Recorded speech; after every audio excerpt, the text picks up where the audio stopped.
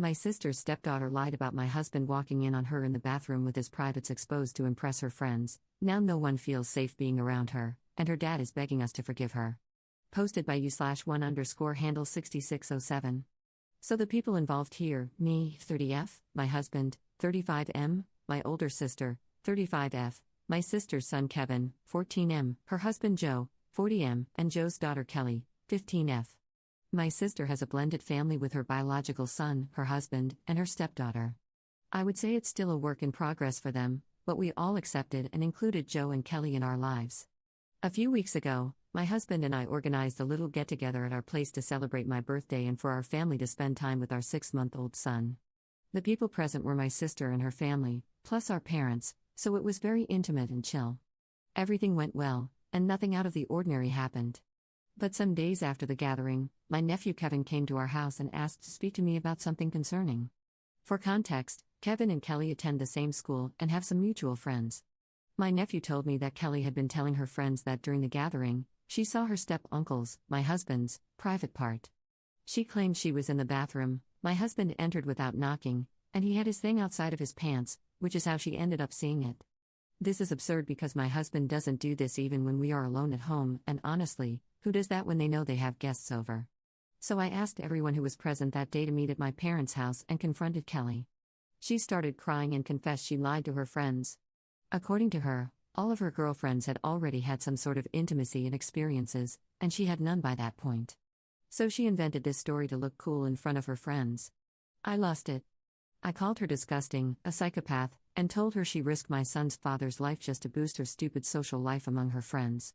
I told the rest of my family that, going forward, I would never bring my family near Kelly again. The consequences for this girl came fast. My nephew told everyone at school the truth. My sister and Joe went to the school and informed the principal about what happened so that, in case any teacher heard that BS, they'd know it was made up and wouldn't take action. My parents cut contact with her and will not host her in their house anymore, and my sister refuses to have Kelly live with them, so she was permanently moved to her mother's place. Before you start judging my sister for this, please keep in mind that she has a biological son who needs to be protected. If Kelly could so easily invent and tell those things about my husband, who can guarantee she wouldn't lie about her stepbrother too? Now Joe is obviously hurt and torn about everything that happened. He keeps telling me that Kelly is depressed and wants to apologize to my family, but I keep refusing.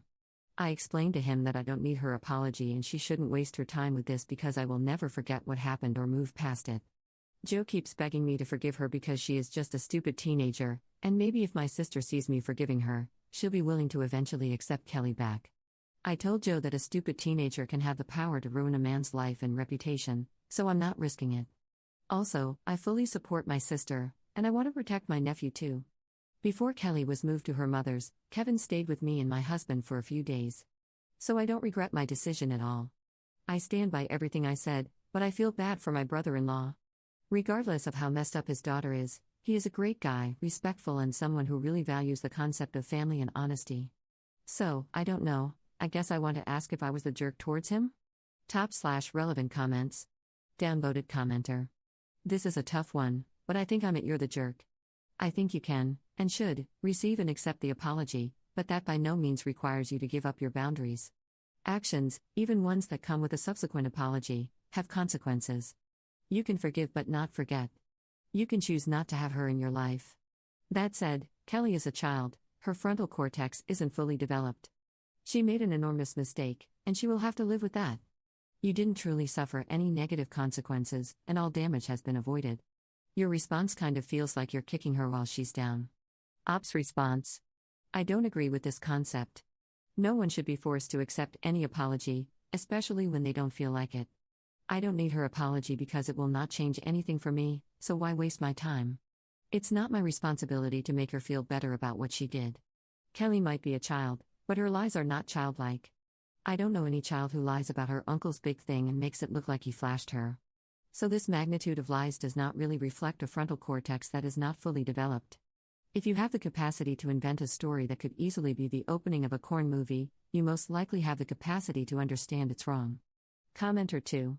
The thing that everyone keeps forgetting is that even though it sounds like an accident the way she told it, it could still end up with him being arrested and charged with indecent exposure to a minor. Even if found innocent, he would always have that stigma attached to him. People around here don't mess around when it comes to things like this. Ops response.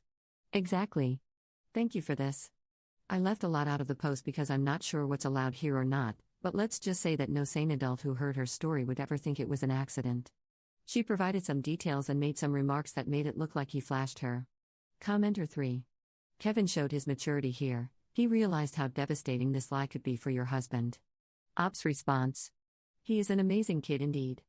And he is very close to my husband and me and knew from the start everything was a lie. Commenter 4. I hope you told your nephew that he did a very difficult and noble thing by letting you know what his stepsister was saying.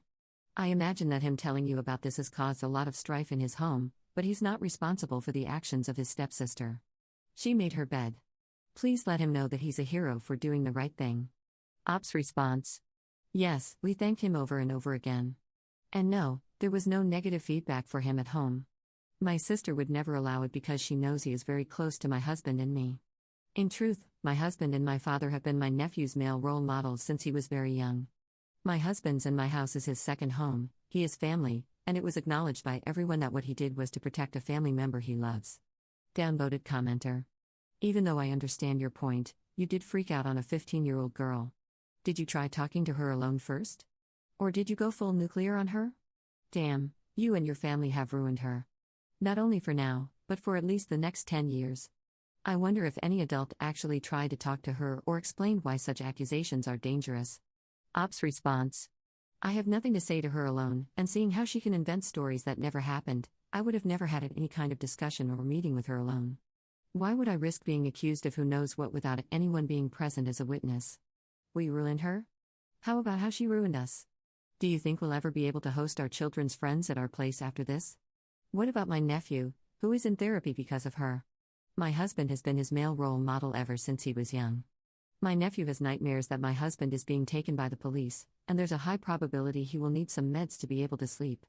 Also, my nephew, who has never been violent in his life, now has violent reactions whenever this girl is mentioned. So yeah, I went nuclear on her, and I stand by everything I did.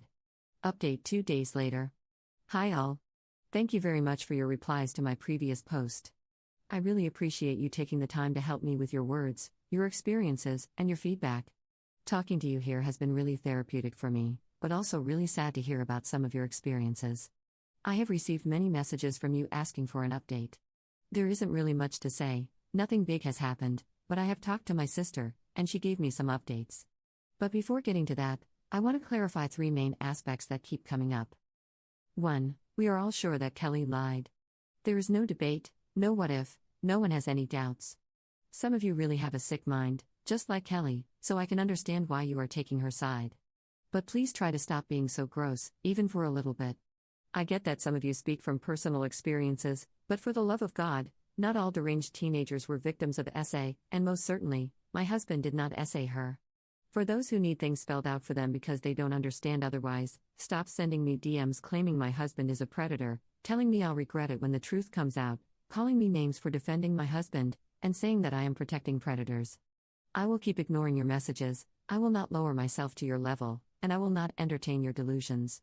Right now, it seems the only predators are you, because otherwise, you wouldn't be such sick individuals wishing bad things to happen to people you don't even know.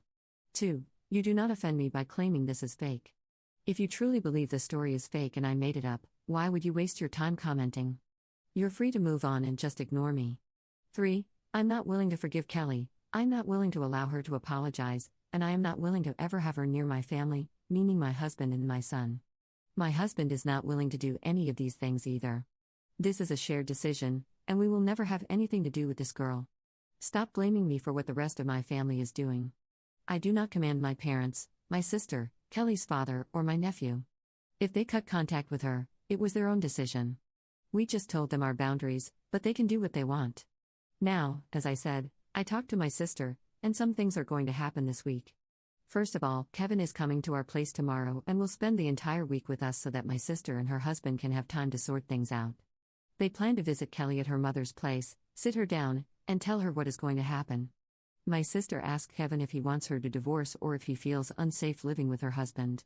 My nephew told her he does not want to ruin her marriage, he does not hate Joe even if he said it a couple of times, and he does not feel unsafe with him, but he does not ever want to be near Kelly.